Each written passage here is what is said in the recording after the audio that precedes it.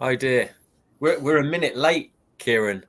You A can blame minute me late. for that. Oh my goodness, I can't believe it. But everyone, welcome to Chargeheadslive. We're here for another episode, and I must say, I'm really sorry for last week. The reception at the Excel was absolute dog poo. So really sorry for the bad picture and audio. But we're going to make it up for it tonight. I'm in the garage today. And I'm with Kieran. It was going to be Calvin, but Calvin, unfortunately, he told me he sounded like an OAP and he'd lost his voice. Is that right, Kieran? Yeah. I'm blaming it on too much of a good time after the XL, but he's saying he's sick. He's saying he's sick, so we'll take him for the benefit of the doubt. Talking about a good time, I thought I'd represent the the Irish by having a local Guinness from, and this isn't an advert, but Brew Point in Bedford, mint. Very expensive, but there you go. But today we are talking about EV breakers, and Kieran is a member of EV breakers, and I'll get him to introduce himself in a minute. But what we're going to basically be covering is recycling EVs, used EV parts. We're going to be talking about insurance write-offs for EV. We're going to be talking about used batteries, their race car, and also we just were speaking about an EV conversion as well. So it's all related to what charge heads and what I absolutely love. So I'm going to pass it over to Kieran. Kieran, can you introduce yourself? You're not Calvin, so who are you? Who are you?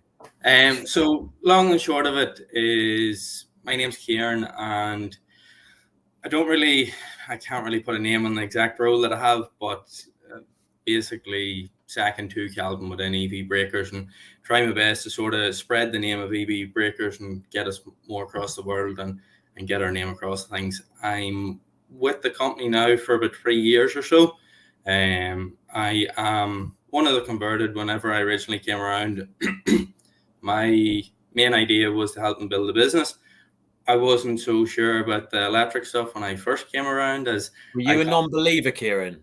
I was, but I come from a background of being an avid petrolhead, and I need noise and different things. But I can definitely change them, or say I'm definitely fully changed from now. Really, it's been a few years now, but the more that I'm around it, the more you can see, how much it's going to benefit everybody, and then the different ways that you can still have fun with it as well. Yeah, and you've got I see the picture in your profile when we connected recently. A screaming Ford Sierra, right? Yeah. So it's a Ford Sierra with a full conversion to a 2.9 Granada engine. So it's a bit of fun, but it's a whole different story from the side of electric things compared to what you're going to be doing with your TVR. But I think they both still have their space in the world, but it's just trying to find the fun side of the two of them, if you get me. Yeah, I bet that's a load of fun to drive. Have you got a limit slip diff on it or anything like that? Yeah. So full works sideways. Yeah, full nut and bolt restoration, and nice. Full sideways as much as you can. That's absolutely on a track, of course, Kieran. Absolutely. That's the way. And also, anyone, we're actually on TikTok as well. I'm not sure what the sound's going to be like because I've turned mine right down, so that might not work too well. Might work better on Kieran's side. So if you're on TikTok, jump on TikTok.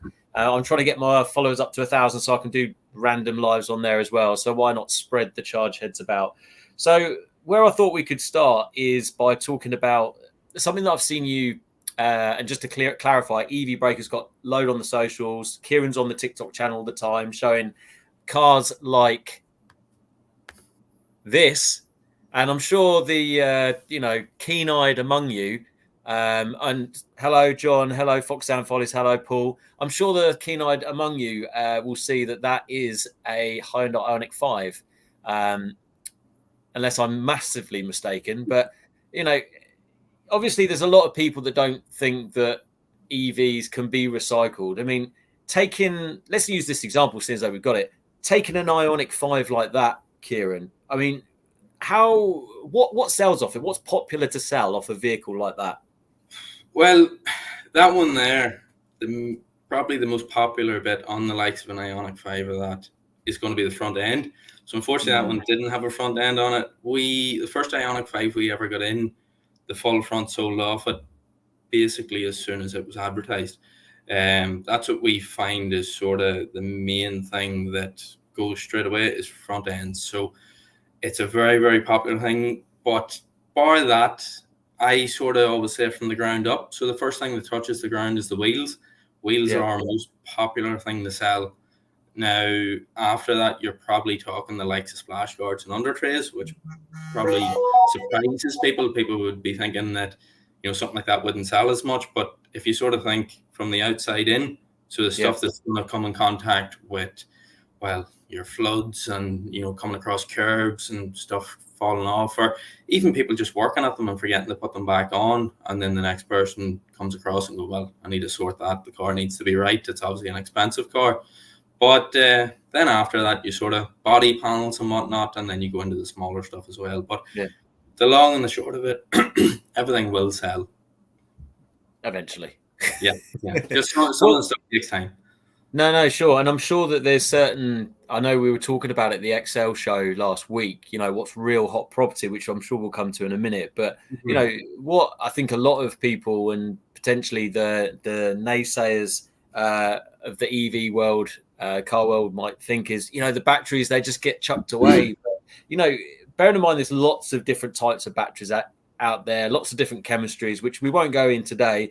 Hi, Mod Scotsman. Hi, Lars. And we'll come to your question in a second. What happens to a battery on something like an Ioniq 5? So there's numerous different ways that we see batteries selling. Now, the biggest one that people always think, and if you believe the media, is you would think that the batteries are selling because somebody does 20,000 miles and the battery gives up. That's actually probably the least common way that we sell a battery. I would say probably one of the most common ways, maybe not as much in an Ioniq 5, but different cars like Leafs and Zoes and that, is people with a smaller battery pack upgrading to a larger battery pack. Bar that, you see a lot of people using battery packs and modules and whatnot for solar.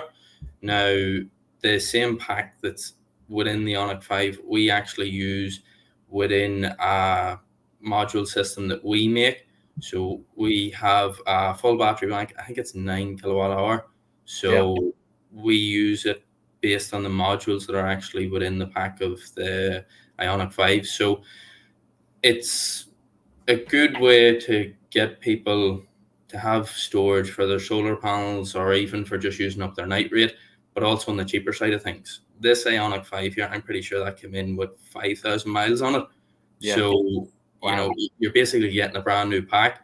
You're getting brand new storage almost, but you're also maybe saving about £1,000 compared to different companies that are providing a similar service just with new parts. But I personally think secondhand can be the way to go forward, and not just because we sell it, but save money for quality parts, if you get what I mean. Yeah, no, absolutely. And it kind of leads me on to a lot of the comments that were talked that I've seen in the socials recently, which is, our insurance companies, this example, the prime example, you say 6,000 miles? Between, I can't remember exactly, because we've had a few of them in, between 5,000 miles to 10,000 miles anyway. But if you look at the car there, even if you look at the pictures of the door and that, it's a fresh car.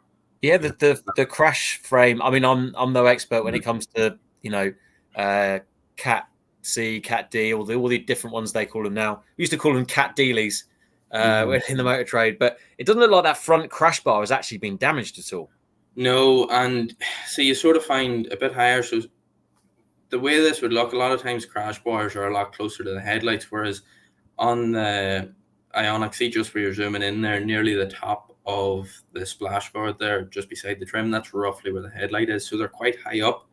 Right. So even if they get hit up a bit higher, that the crash bar will survive, and your chassis legs and that usually survive. But as you say, insurance is a bit of an interesting one. I don't know if it's just EVs. See, we just deal with EVs. We have a yard quite close to us as well that's still dealing older cars as well, but we don't see a lot of the fresh diesel and petrols and whatnot that are going to the breakers. So I can't really say if it's definitely just based on EVs, or if everything around the board's just getting written off too quick. It seems to be a bit of a throwaway society at the minute, from what I can see. Yeah, I mean, I suppose it could be an economical write-off, because obviously used values have come down a hell of a lot.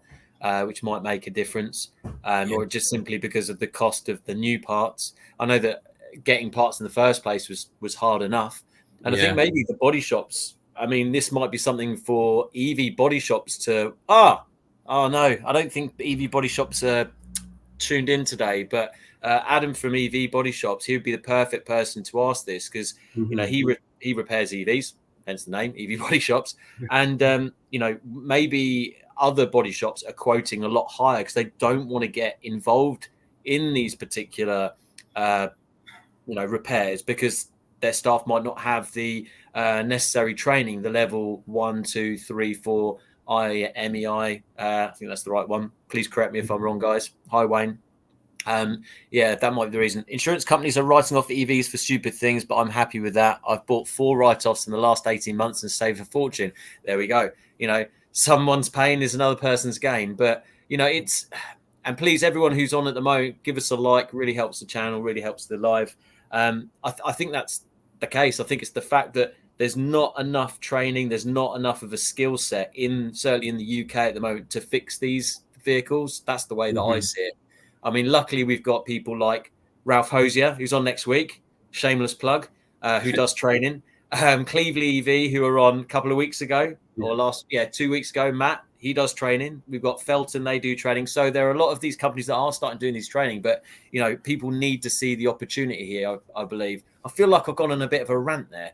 But it's true though, right? Well, no, see, what I would say that you're completely right in what you're saying. Like we're one of the main EV breakers. I would say we're one of the only dedicated, but I think I have seen one or two starting to crop up a bit.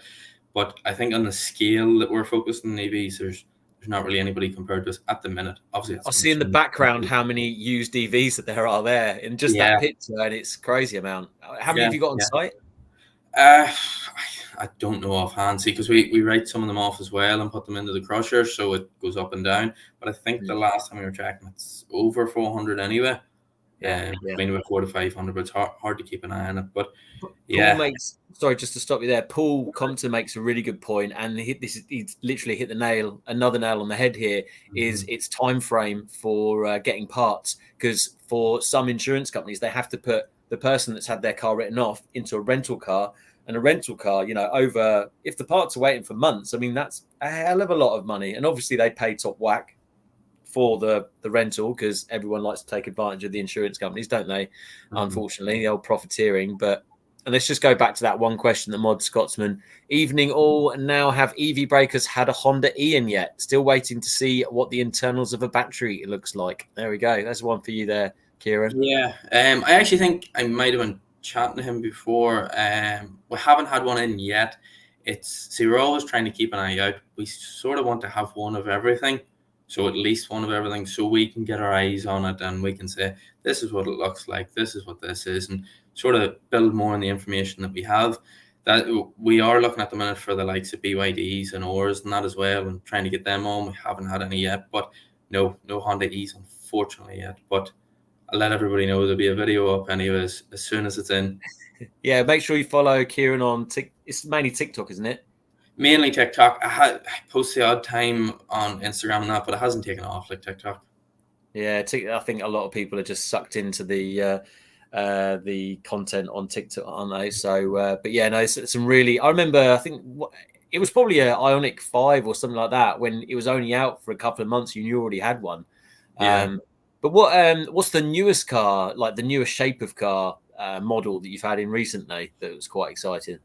A good one today, actually. I know it's an Ioniq 5 again, so it's maybe not that interesting, but it's the Project 45, the Ioniq 5. It's the one with the solar panels on the roof.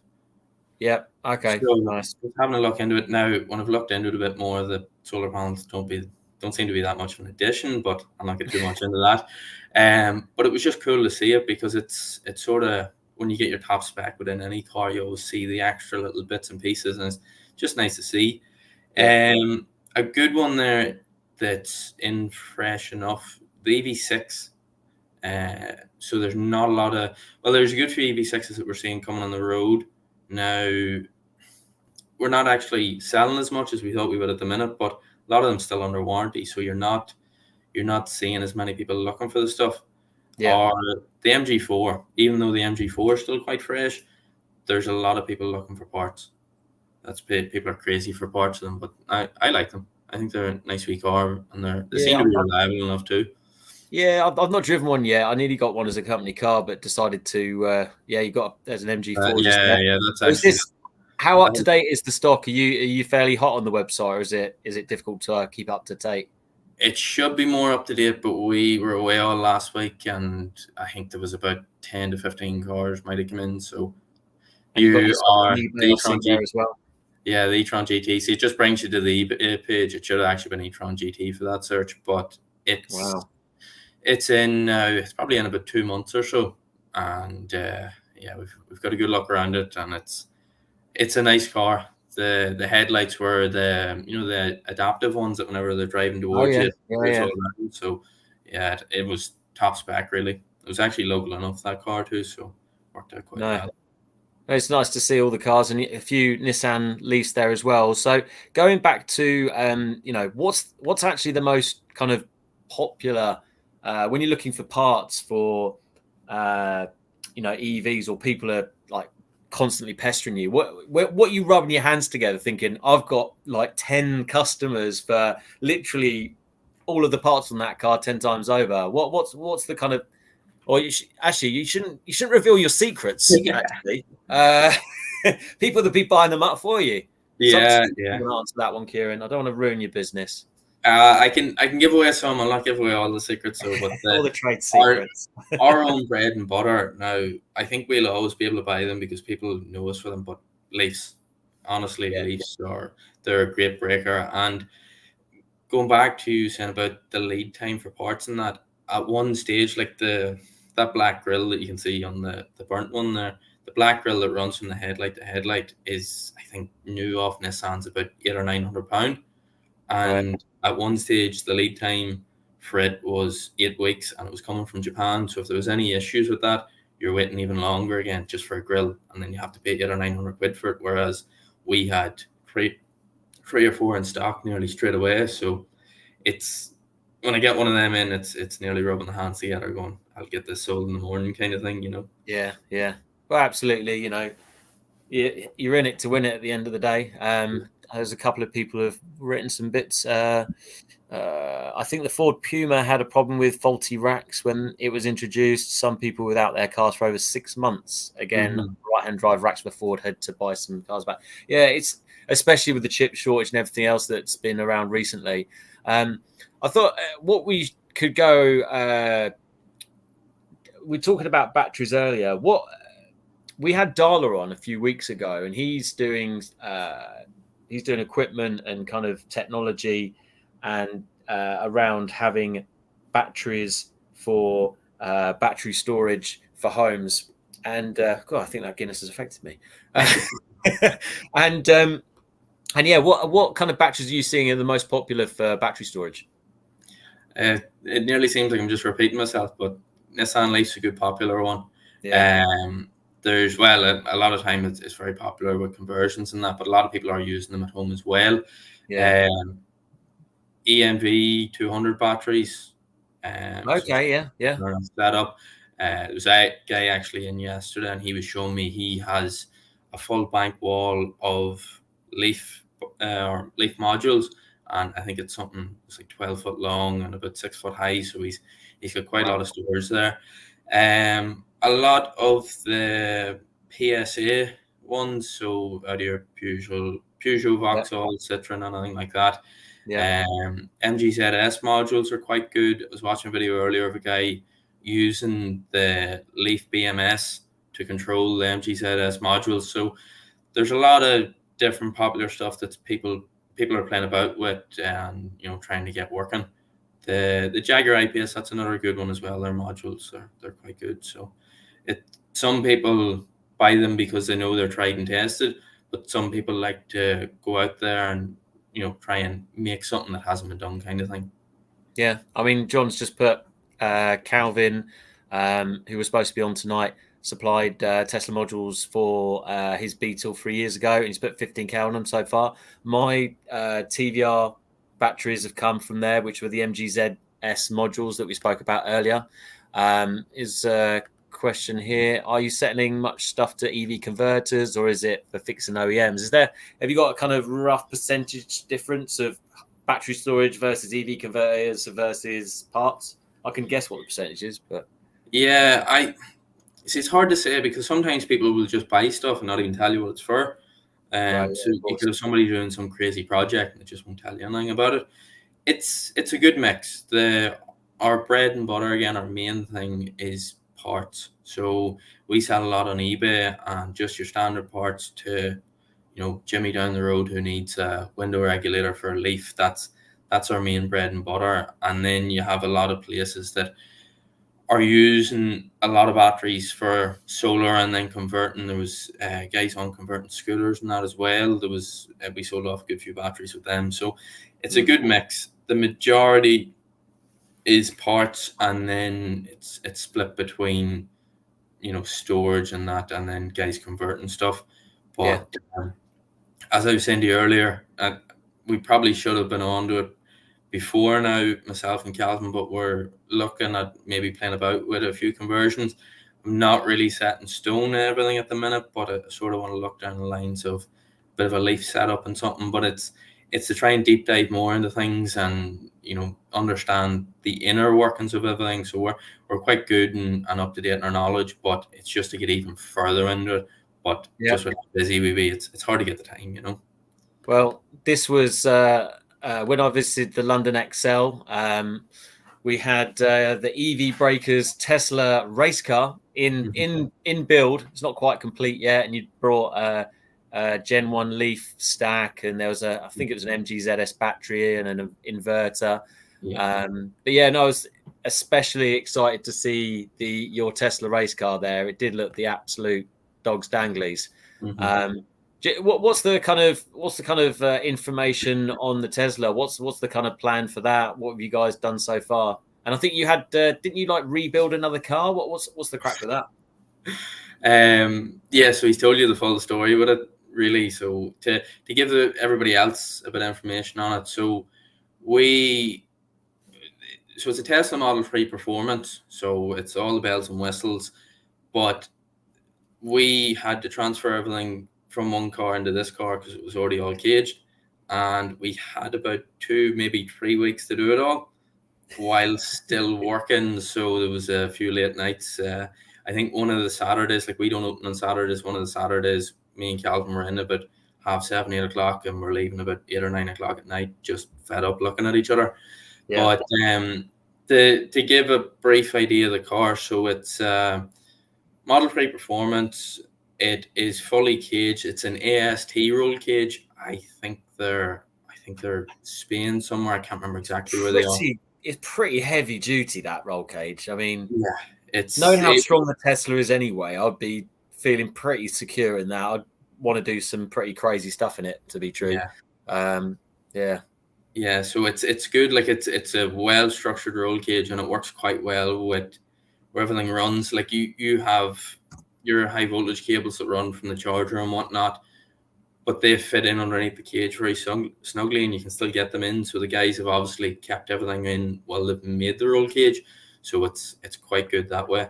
The car's fully stripped out. A big question we were getting at the show was, what does it weigh? Have we lost any weight, gained any weight because we put a roll cage in it?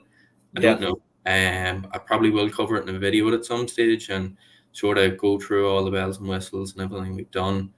Have to big myself up. I flocked the dash. If you've seen my great work, I did see that. Yeah, nice. Not a clue what I was doing, but just sort of went with it, and it turned out quite well. You wrapped the chrome as well. I thought you did a really good job. I'm going to get you to do mine, mate. No, thanks. That was a nightmare. So even though it had all the black surrounds and whatnot, a lot of stuff went missing when it's sitting around and that, so I had to pull everything off the other car and start wrapping that. What else? There's 10 coilovers. They are pretty sure they're Japanese company. So they're fully adjustable. You can stiffen them and whatnot, and do the dampening and everything on them, so it covers everything. side of No, things. it seemed to be a good setup, and I think myself, I went down with my friend Clive, who has a lot to do with time attack cars, and he's producing a 6-pot caliper for his Tesla Model 3 Performance. I'm sure we'll have him on for that soon. And we're talking about brakes and pads for that, because the Tesla brakes aren't great. But I mean, there's an interesting question that's just popped up, so I thought I'd just stop you there. Sorry, Kieran. Which was any concerns about the regulations tightening, preventing you selling battery packs to private individuals? I didn't know about that. That's interesting. Yeah, we've heard chatter of it. Now, it's the same as everything. You sort of deal with it as it comes. A lot of our work comes from people who are set up as businesses anyway, and are dealing with other people's cars. But it's just going to be similar enough to any other ways, that you're just going to have to tie in more with mechanics who can offer the service. We're trying to actually build a bit of a database at the minute. We call it EV Mechanic. You might have seen the sign yourself. See that? Yeah.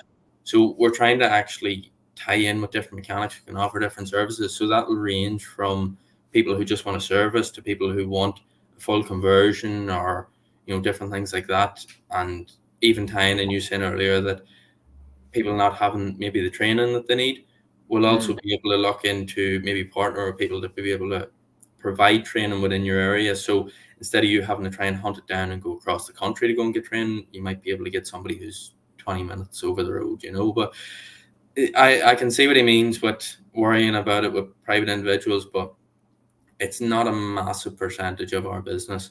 So we'll be pretty okay.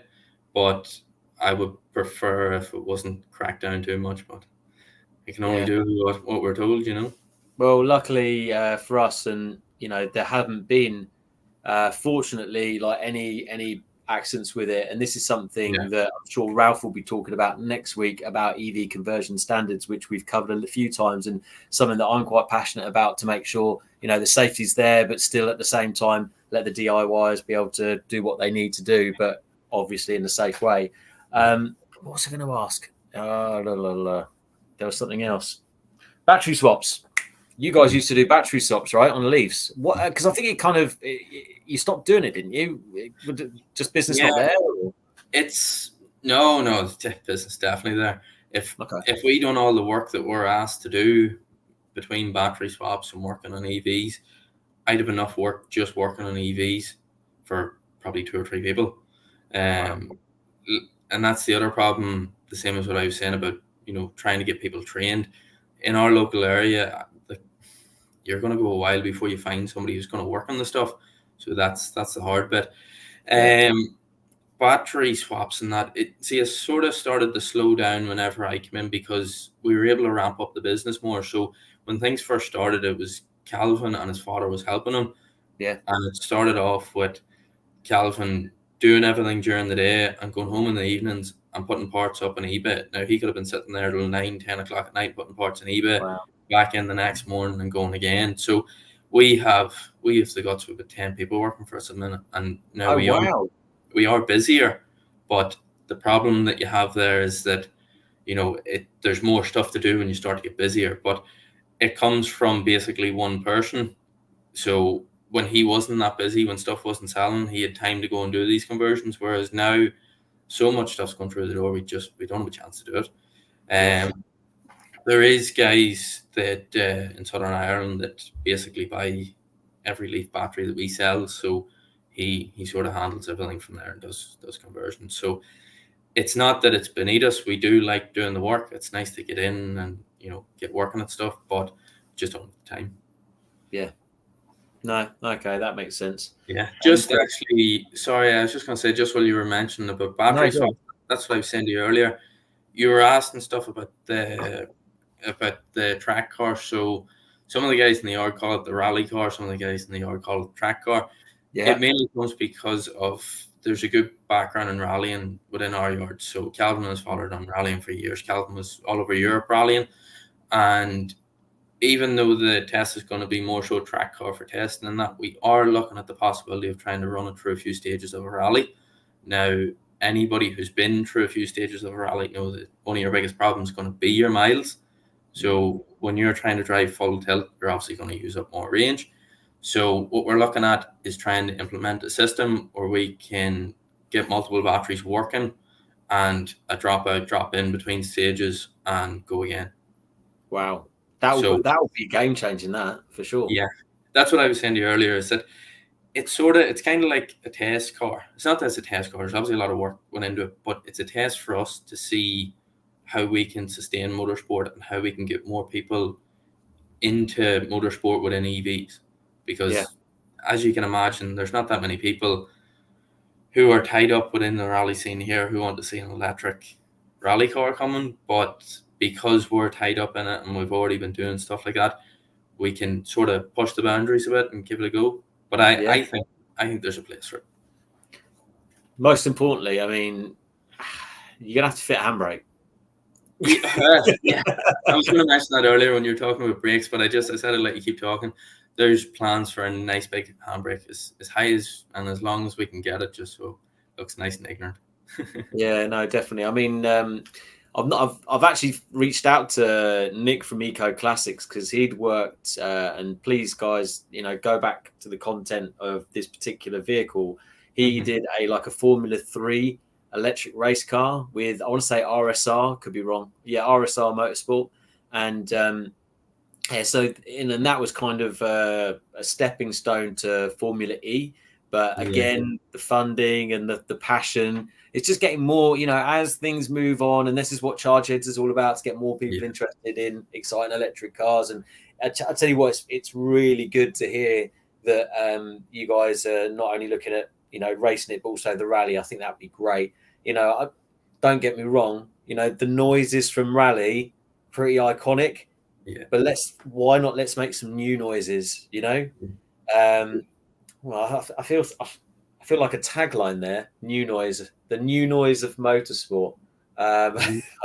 But we'll see what the TVRs sounded like once Ralph has done a bit more to it. And what's your you mentioned about Calvin? He's got that rally history, and wasn't it his dad had the original breakers? Is that original breakers still going? Yeah, so his brother deals with that more so now. It started off from old Toyotas and that. There's a bit of a mix now at the minute, but everybody always knows the old A86 Toyota Corolla. Everybody loves them. I think at one point in the yard there was probably over 100 of them. Now you're probably talking, years and years ago, 20 odd, maybe 30 odd years ago. But that's when they were very cheap. But that's sort of what the yard built from. I think Calvin told me there is a picture somewhere, but I've never seen it yet. But that's what the yard's built from, and it's changed different things over the years. But to give you an idea where it all sort of came from, Calvin had a Model S, and he wanted to fix it.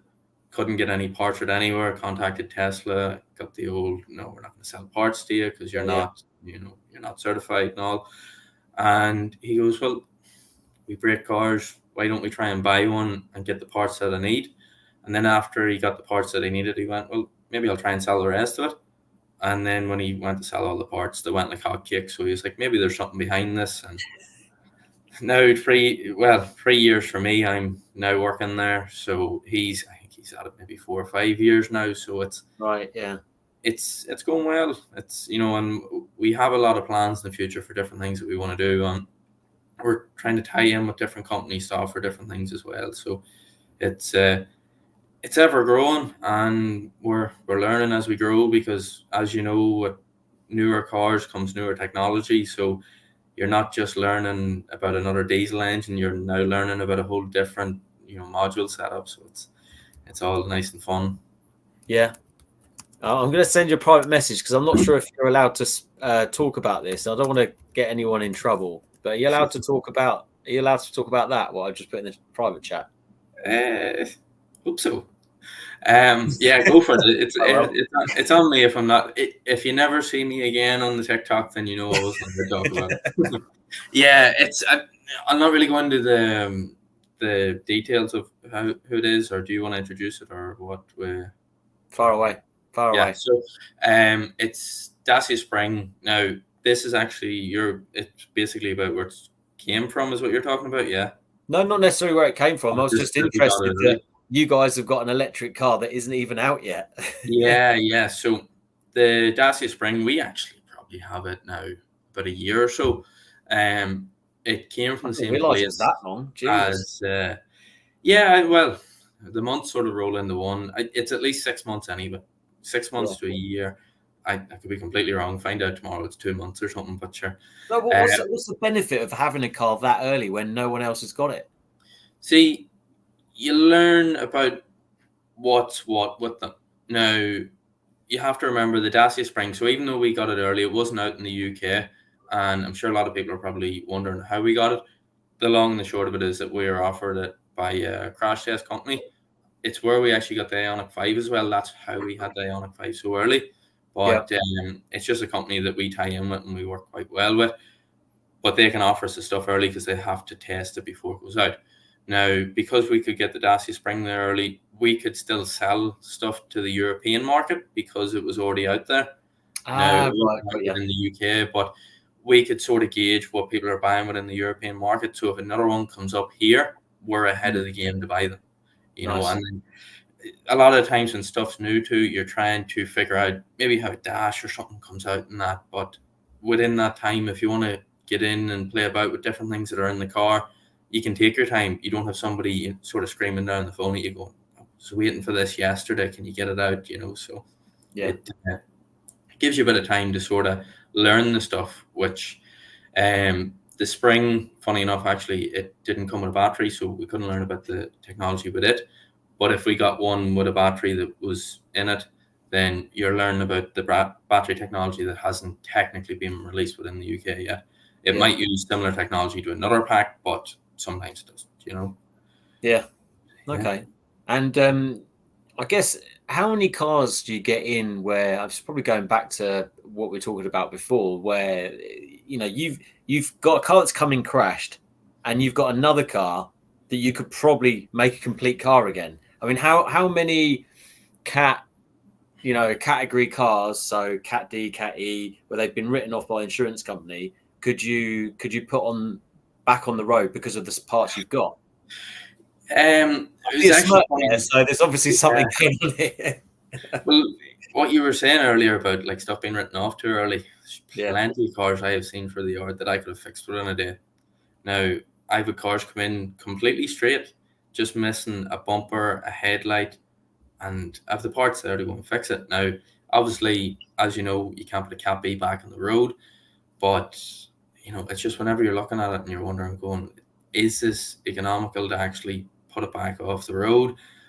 I know we're going to send the parts out to save a lot of cars, but you know, it could still stay on the road. But as you say, with rental cars and stuff like that, it puts it off. I might have missed the original start of the question. I went in a wee bit of a rant there. I think you know, if let's say I knocked on the EV breakers gates and I was like, can you fix one of your written off cars cheap? I don't know if you'll probably, I don't want you to get in trouble again. Well, the lease that's come in today, that's a good. No, sorry, it was in yesterday. That blue one I put up. I don't know if you've seen the video or not. 4,000 miles, something like that. I don't want to leave. Just 1,900 miles. So 1,900 miles. Yeah. From the bonnet and wing backwards, it's fine. If somebody made a comment that it looks like the wing's been pushed out a bit, I'd imagine if you loosen the bolts, push the wing back over, it's fine. I would need 2 headlights. I would need a charge port surround, charge port door, and a complete bumper. And it's ready to go. Like, by the time you pay for everything secondhand off us, probably not even £2,000, and it's back on the road. Wow. You know, so it didn't even look like chat about this, Kieran. We'll have another chat about this. It's really crazy. Lars is and by the way, guys, because I'm probably going to start wrapping up because my questions are getting a little bit thin. So anyone that's got any question, please whack them in the comments. But Lars is saying, how do you identify all the parts you take off? I mean, most of them have a number, but not all. And if you know the part number, what's next? And how do you decide what it's worth? Okay. Yeah. Good question. It's an interesting one. There has been times before where unfortunately parts have got mixed up because they look quite similar to different parts. Until you actually go and work at a lot of the cars, you don't realize how many of the cars use the same parts as other cars. So a good example is Nissan Leaf and a Renault Zoe. They both use the same mirror housing. It's just the actual arm that attaches to the car that's different. So until you're actually looking at them side by side and you're about to give somebody a Leaf mirror and you're like, that's off a Zoe. So mirrors are a nightmare too because you don't really have part numbers on them a lot of the time. But 99% of the parts we have part numbers on. So pop in and check eBay, check Google, you'll usually get it. Now, if we know what car it's coming from, me, Calvin can usually identify the parts anyway. Some of the guys are even a bit more versed on different things within the cars as well. We have a guy that works with us, he's quite good with ECUs and whatnot. He sort of does his own work as well on top of that, so he's well switched on with that. So it's very rare that we don't know what a part is, so we will do our best to get the right part. But if we didn't have the internet, we'd be kind of snookered these days. Yeah. If we were just in a yard and you can't look up your part numbers, you can't check your pictures, you nearly wouldn't know where to go with it. But no, it's straightforward enough. And then we use a third-party system for uploading. We've actually only just changed our system there last week and dealt with a load of duplicated items going back up onto eBay and selling. So that was great fun. But everything's located and labeled and everything. So the part that we've checked to make sure that it's a window regulator of a 2017 Leaf, that's going to be a window regulator of a 2017 Leaf that sells. Yeah. Mistakes do happen. Does happen. We're not perfect. Nobody's perfect, but it definitely does happen. But we've gotten quite good at it. It's very rare now that something does happen. But if anybody's ever buying anything off us, any of the guys in the comments of that, we'll I'm actually just laughing. You see Calvin's comment there? Yeah, I did see Calvin's comment. So it's good to see that although Calvin couldn't make it tonight, he is commenting. He's getting inside knowledge on his own business. He's checking to make sure that I don't get us in trouble. But yeah, no, that's the same. Mistakes do happen, and anybody who's ever bought off us, if there's ever been a mistake, we're always happy enough to help. I think that's what makes us different from the big breakers. So I'll not go into naming them or that, but a lot of people come over to us and said that they didn't know that we existed and didn't know much about us, and then they were like, well, we'd usually go to our big breaker beside us that does this and does that, because we're still relatively small compared to some of the bigger breakers over within the UK and that. So they're saying that they go to them, but the difference is if you ring up some of the big breakers and say that my window isn't working, what way do you think this is working, or do you think a switch would sort it? They're going to turn around and say, I'll sell you a switch. They're not going to say, well, maybe it could be this or maybe it could be that. Like we've had people ring us up and maybe offer us cars, and I don't know if it's sort of stupid on our own part, but we nearly said, and look, we'll advise this person to look at it here first, because we don't want to be robbing people at the same time. So instead of offering them scrap money for a car, we try our best to keep people on the road. That's our main aim, is to try and keep cars on the road. I just remembered two questions.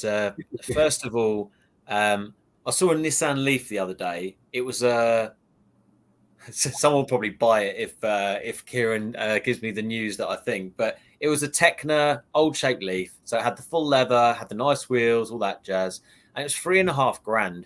I mean, the range was like 30 miles. But what is something like that worth in parts? I mean, surely it was a 24 kilowatt hour battery. So what do they tend to sell for? Or I'll tell you what, not what do they tend to sell for, what do you put them up for? That's probably a fairer way of saying it. That car's worth from $3,500 to buy off Auto Trader. See, it all sort of depends. So we don't keep as much of an eye on the second-hand market now. We were sort of within the second-hand market, but we don't touch too much on it now. 99% of the stuff we get in has been probably hit. We don't really get anything that's end of life as such. Sure. So there probably still is that money within that car, but it's probably not really worth it to us as such. What you'd find, like if you go and buy a front bumper or a back bumper or anything off one of the older Leafs, there's not a lot of money in them. So the money will drop a bit on them. But it's something I actually did want to touch on as well. Is a lot of people always ask about buying the second-hand stuff. Is it worth buying second-hand EVs? Is it worth buying that, or will I go and buy a Mark 5 Golf, a Mark 6 Golf? And what I always say is, you have to remember the one thing that's underneath you when you're in the EV is the battery. Yeah. Even if that 24 kilowatt pack is using half of its life, you'll still have 12 kilowatts of batteries that you can plug into the house and use for storage. So it'll still have a value. Now, it's not going to be as much as what you would think it is, but I personally don't ever think we're going to see in the lifetime of electric cars that you're going to go into a scrapyard and they're going to give you 50 quid. Yeah.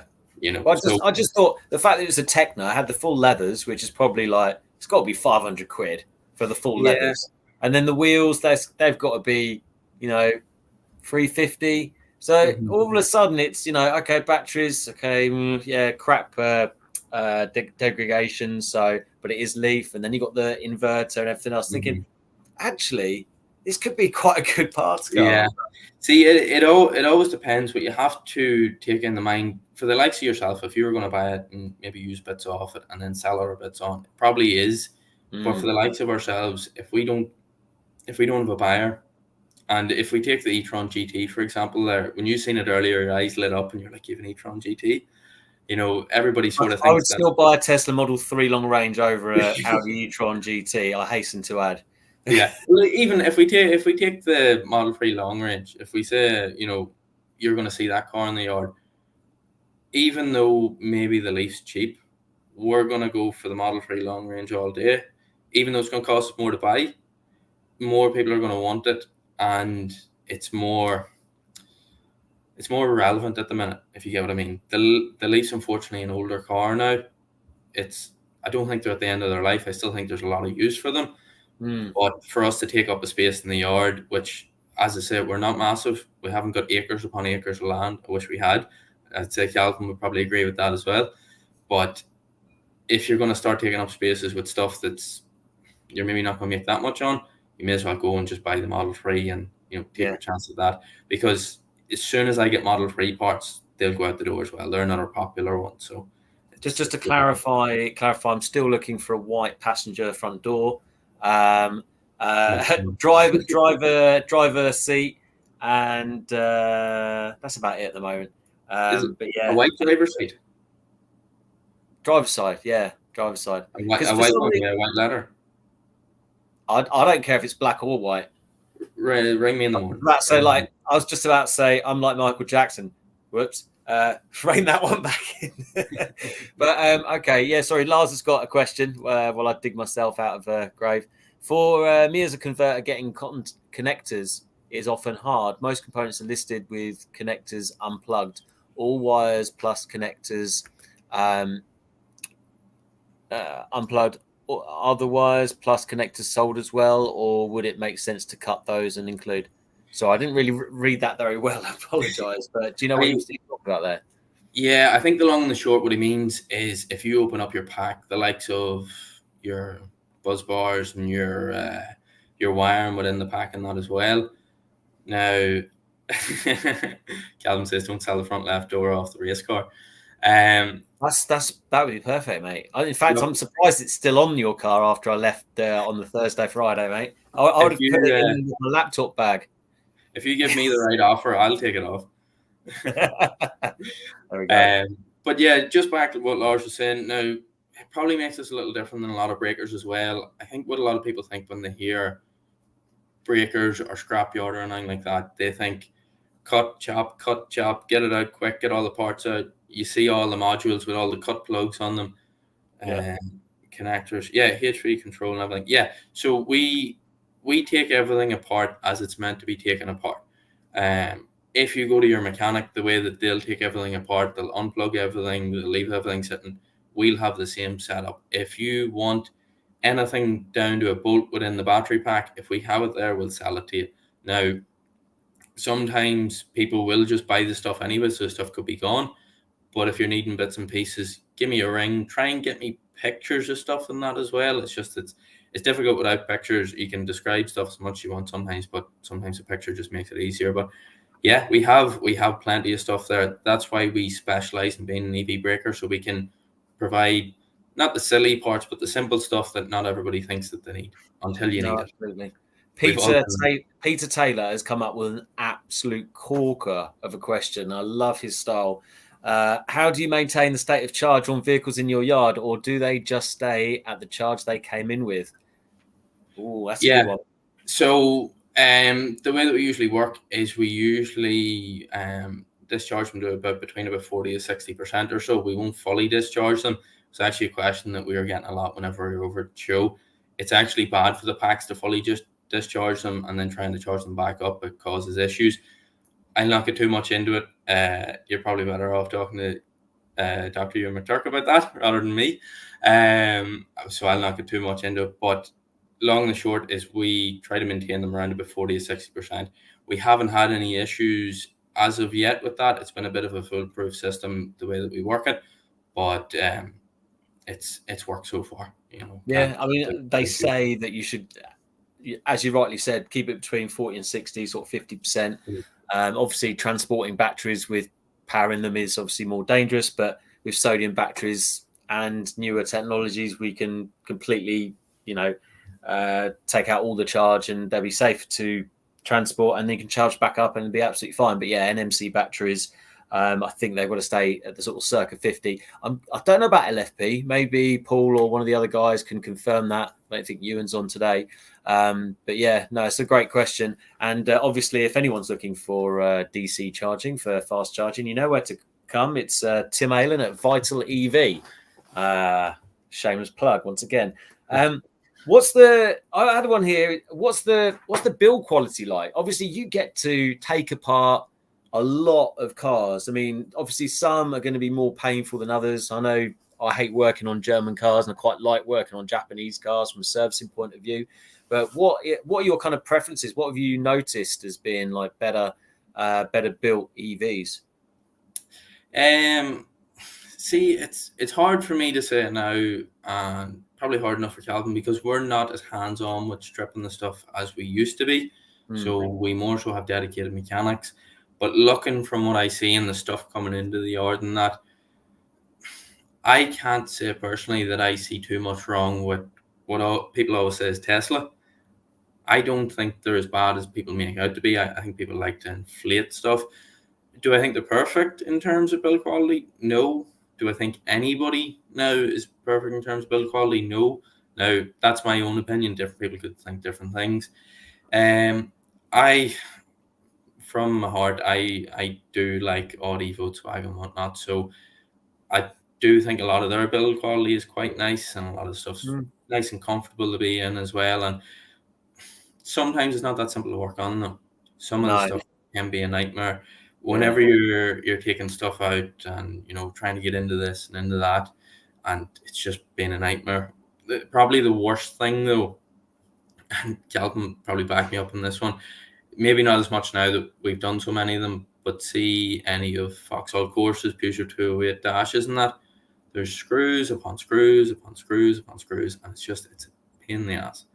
And it's one of those, see, when we were first doing them, you'd be shaking at the dash and this has to come out, it has to come out. There's another one. If I was working on it and then Calvin would come over and go, oh, there's 2 more screws, and then he could be working on it, I go over, oh, there's a screw there. So it's just sometimes you just need to take a break and walk away. But in terms of build quality, I don't think anything's that bad. A big question that people sort of have in their minds is the Chinese EVs coming through. And it's the age-old one of Chinese stuff is cheaper and it's not built as well. But I'm live on a phone here. You're live on your phone. Probably both made in China.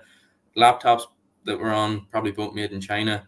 People talk about build quality, but when stuff is made in China and it's made, for the mainstream market, it's made well.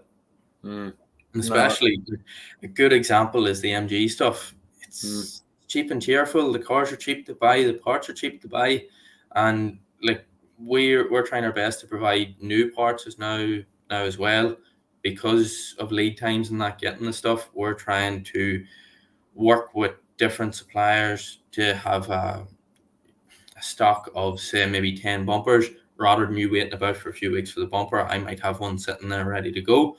And they're not hard to work with. Whereas a lot of the mainstream ones over here, and you're trying to get parts off them. Like, I'll not say the brand or who it's from or that, but we ordered tail lights for a vehicle 4 weeks ago, and they're in stock in England, and they're still not here. Now, bear in mind, me and Calvin took the track car to fully charged in England and have came back in that time. So it's hardly like there's an issue with getting over. We could have went and collected them, but some of them hard to work with. So no, I get that. Go on, sorry, mate. No, I was just gonna say I'm liking working with the Chinese stuff so far. Where, as I said earlier, we're trying to get a couple of BYDs in. I want to get my hands on them. I like them. So I want to see what they're like and what the quality and that's like. So that'll be coming soon too. No, sure. And I'm going to have to apologise to everyone because Foxan Follies has just sworn in the chat and he's just said the H word.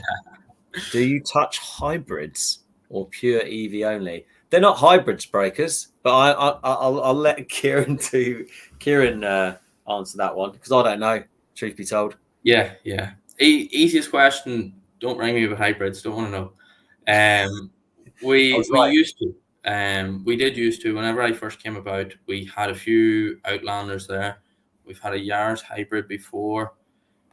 We've had a Nero hybrid, and there's maybe one or two others Calvin might be able to add in there. But I think there's just too much going on, and you're dealing with too much. We're working at the electric stuff, like it's probably the easiest stuff any of us within the art have ever worked at. We have a younger guy that's come on as a mechanic with us, and I don't think he would have took on to diesel and petrol stuff as quick as he's taken on to working at the electric stuff. It's not plug and play, but it's not far away. No. Well, say, I mean, to be fair to the hybrids, I mean, they say for the EV conversion market, the Outland, what they call Mitsubishi, I want to say Outlanders, the FEVs, whatever they're called. Can't remember. Yeah. They're supposed to be pretty good from an EV converter point of view for batteries and motor and charge ports and things like that. So I can understand why the question's there from a keen EV converter. But if no one's got any other questions, is there anything else that you wanted to add, Kieran? I'm trying to think off the top of my head because I was going through different bits and pieces from that. Let me ask. So as you actually said, Tim, there is a lot of useful conversion stuff there. As I was saying to you earlier on, we're looking at getting our hands a bit more on converting stuff and giving it a go. And we have all the stuff there. You know, we probably have enough there that we can mess a lot of it up and go again, and you know, a bit of trial and error. But there is a lot that I've seen that's good for, or coming from the hybrid market is quite good. But I actually think personally, there's probably a market for somebody to take on to being a hybrid dedicated breaker, similar to what we're doing. So if somebody's specialized in it, you know, if anybody's in here and thinking about starting up a bit of a business, I think there is a market for it because a lot of people have hybrids. There was someone earlier, ineedspares.com, said hello to both you and me. There we go. I shouldn't advertise their company. I just did there quickly. But yeah, there we go. Hybrid spares. That's what you need to be in. But so he actually works similar enough. So you know, if you go on to websites and you look for a part, they'll then source the part for you. A lot of different breakers are on different websites, and that's what his website is. Right. So he used to be a breaker, and he's changed over to he'll source the parts from breakers for you. So something like that. Something like that would be useful, but I think somebody needs to sort of go into the hybrid only, because I don't think we just need breakers as such. We need somebody who can give you a bit of information. Now, we're not going to tell you head to toe about how to work everything, but we'll give you information of what might be wrong, might be this, might be that. A good common one is people will ring us with Audi e-trons, and they'll go, I've bought a crashed Audi e-tron, it won't drive. Where's the pyro fuse? Because in the Model 3, the pyro fuse is under the seat. So everybody's wondering where it is. But in the e-tron, you have to drop the battery out, and there's like a bigger module on top for where you have to take it off.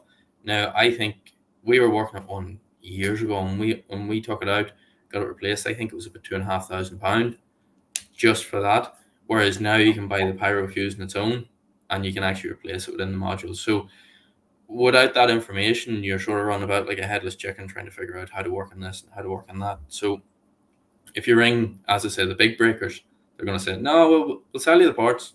That's it. You know, you're not really going to get much more information on top of that. But we are who we are.